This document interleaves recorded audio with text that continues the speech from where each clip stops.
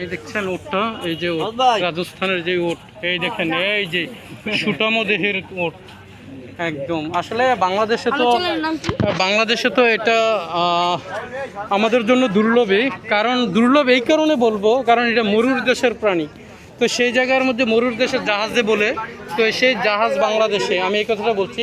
তো এই যে দেখেন, এই যে উটটা, এটা আসলে প্রতিটা প্রাণীরই এক একটা ধর্ম। এই যে এটা কি পুরুষ না মহিলা? পুরুষ।